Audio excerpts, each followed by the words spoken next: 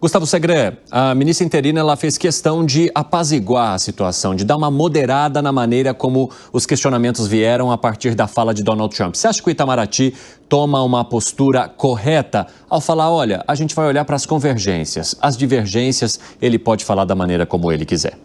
Não, e eu celebro que seja assim, está certo, tem que ser assim. A diplomacia tem que buscar sempre a convergência, não a divergência.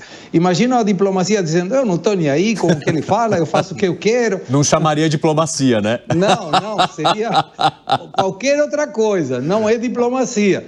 Está perfeito o que a diplomata está resolvendo, dizendo, olha, ele tem o direito de falar o que quiser, a gente vai buscar. Sempre tem que apaziguar, não é para soltar estrondos aí dizendo, não me interessa. Não, tá muito bem. Essa é a postura que tem que ter, só que é um pouco difícil voltar de algumas afirmações do presidente Lula dizendo que voltaria o nazismo e o fascismo e se referia ao que voltou, a Trump. Essa vai ser difícil de resolver, mas as falas do Trump são as mais simples de resolver. Agora, Gustavo, o Alan Gani, o presidente Donald Trump foi questionado sobre a questão e a atuação do BRICS, sobre a possibilidade, inclusive, de haver uma moeda de transação entre os países do grupo que não o dólar, o que ele rechaça, obviamente. E aí, ao ser questionado sobre isso, ele diz que esse grupo não faria diferença, ou seja, as Américas precisam, ou a América do Sul precisa muito mais dos Estados Unidos do que o caminho contrário.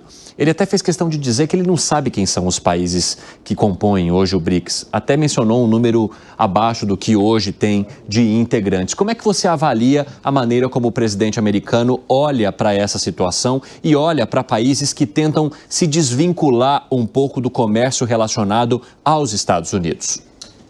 O Trump, eu vou usar o próprio Trump para rebater o Trump. Numa entrevista famosa, antes das eleições, ele deu uma entrevista ao Tucker Carlson, ex-âncora da Fox News. Foi no Twitter essa entrevista, onde ele diz claramente, perdemos a Índia, estamos perdendo o Brasil. Isso é preocupante.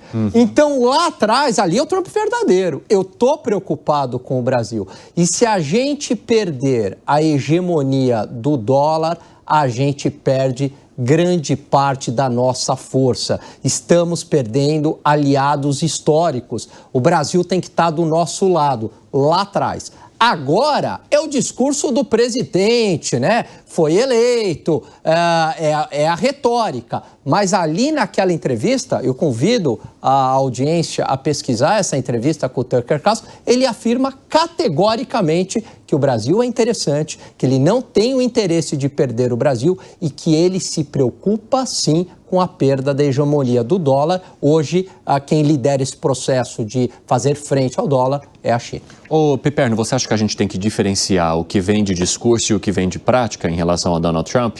Porque isso vai ser cada vez mais comum nesse último mandato dele, já que nos Estados Unidos um presidente só pode comandar o país por 2 vezes?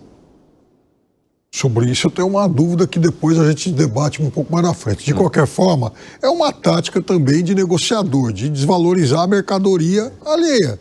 Então, olha, não estou nem aí para vocês, mas é óbvio que está por uma série de questões.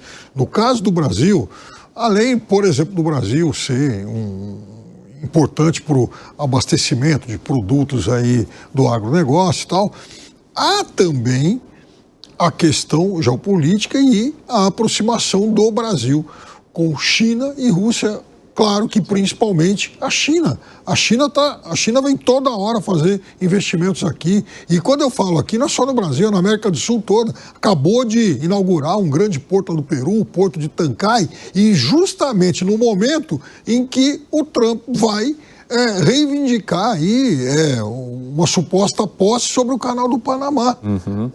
Claro que ele está olhando para um lado e fala, bom, mas espera lá, esses caras estão vindo aqui no nosso quintal, então precisamos fazer alguma coisa. Então, veja, a retórica dele em relação, por exemplo, ao Brasil, até aqui não afeta em absolutamente nada. Está correta, enfim, a embaixadora. Eu ficaria preocupado se eu fosse um panamenho, aí sim. Mas aqui na América do Sul, por enquanto, eu acho que ele não foi além do terreno das bravatas. Quer acrescentar algo, Segré? Não, de acordo com os dois colegas aí, está perfeito isso.